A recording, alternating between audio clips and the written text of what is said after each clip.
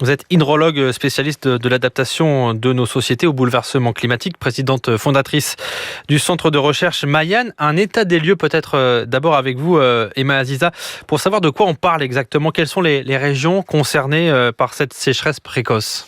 Alors les principales régions aujourd'hui sont vraiment les Pyrénées-Orientales, toute la zone de la Provence jusqu'à Nice. Et puis on a le Poitou-Charentes qui est particulièrement touché. Alors pourquoi c'est touché ? Tout simplement parce que durant la période de recharge hivernale de nos nappes souterraines, en fait, il y a eu une absence, un déficit de pluviométrie extrêmement important qui fait que durant cette période, si ça ne s'est pas rechargé, toutes les pluies qui arrivent ensuite, durant le printemps, sont réutilisées par la végétation pour donner cette luxuriante végétation qu'on connaît printanière. Donc en fait, cette pluie n'a plus le temps ensuite de rejoindre les nappes, donc ce ne sont plus des pluies efficaces. C'est surtout le problème qui se pose aujourd'hui. Donc il n'y aura pas de recharge des nappes dans ces secteurs-là avant au mieux l'an prochain. Exactement.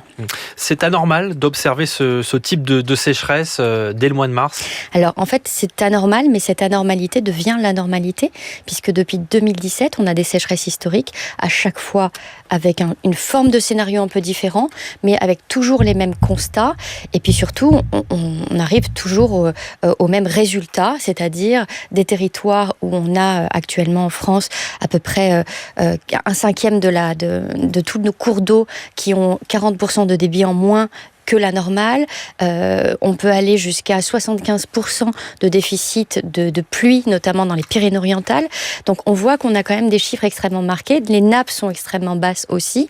Donc toutes ces masses d'eau qui sont censées tenir jusqu'à l'été, si dès le mois de mars, elles sont déjà défaillantes, ça pose problème. Et surtout qu'on a un paramètre aggravant qu'on a découvert les années précédentes, c'est qu'à chaque canicule, on va avoir un territoire qui plonge un peu plus dans un état de sécheresse.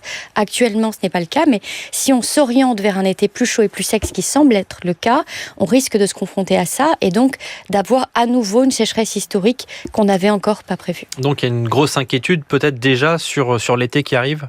Il y a une grosse inquiétude très claire, très marquée, parce que on voit très bien que ces déficits s'accentuent d'année en année.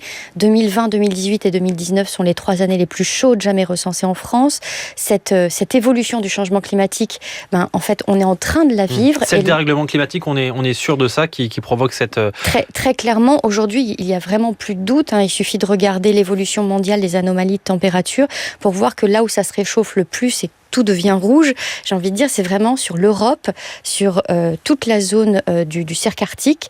Donc ça se réchauffe surtout au niveau du pôle Nord, au niveau de l'Amérique du Nord. Donc c'est surtout l'hémisphère Nord qui est en train d'être le plus concerné par ces anomalies de température. Et le plus difficile, c'est que c'est difficile de s'adapter quand on n'est absolument pas prêt. Et ceux qui ont l'habitude de subir des températures extrêmes sont capables de tout de suite trouver des solutions et s'adapter, ou parfois ont adapté notre agriculture. Nous, c'est pas vraiment encore le cas. Les conséquences, on parle déjà beaucoup d'un risque de famine dans le monde en raison de la crise, de la guerre en Ukraine. On pourrait avoir en plus, nous, en France, en Europe, de très mauvaises récoltes cet été ? Exactement, et donc c'est là où se pose la question de notre résilience alimentaire, parce qu'on n'a pas aujourd'hui une agriculture qui permet de nourrir sa population. C'est le cas chez nous, mais c'est le cas ailleurs. On voit qu'on a des sécheresses historiques actuellement au Maroc, en Tunisie, au Portugal. On a carrément des barrages hydroélectriques à l'arrêt depuis plusieurs mois au Portugal. Donc la question de l'eau, c'est toujours une question d'électricité et d'alimentation derrière.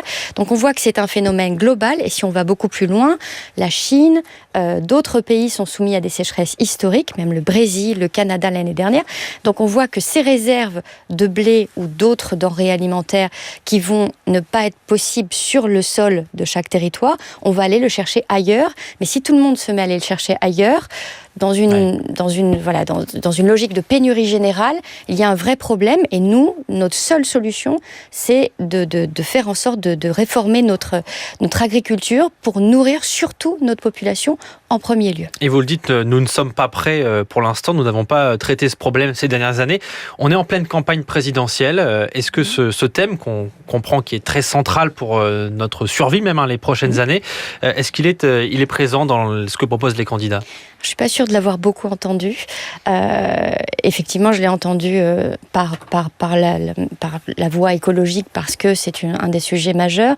Maintenant, je crois qu'on n'a pas compris ce qui arrive devant nous, on n'a pas compris ces évolutions de température et on n'a surtout pas compris ce que ça signifie le manque d'eau, parce qu'on n'est absolument pas habitué à ne pas avoir, nous, de l'eau dans notre robinet. Ça concerne à peu près 4 milliards d'êtres humains sur Terre, mais pas nous. Donc en fait, nous, on ne sait pas ce que ça veut dire ne pas vivre sans eau, et surtout ce que ça signifie derrière. Et ce que ça signifie derrière, c'est une question d'énergie, puisque la plupart des sources énergétiques se nourrissent d'alimentation en eau. Le nucléaire notamment. Notamment le nucléaire, les barrages hydroélectriques, mais aussi pour aller chercher du pétrole ou du gaz, nous avons besoin de quantités d'eau astronomiques. Donc on voit très bien que ça pose la question énergétique, ça pose la question alimentaire, et si on ne met pas ça sur la table, c'est nous qui arrivons juste derrière. Merci Emma Aziza, hydrologue, présidente fondatrice du Centre de recherche Mayenne, invitée du 5-7 de France Info. Il est 6h48.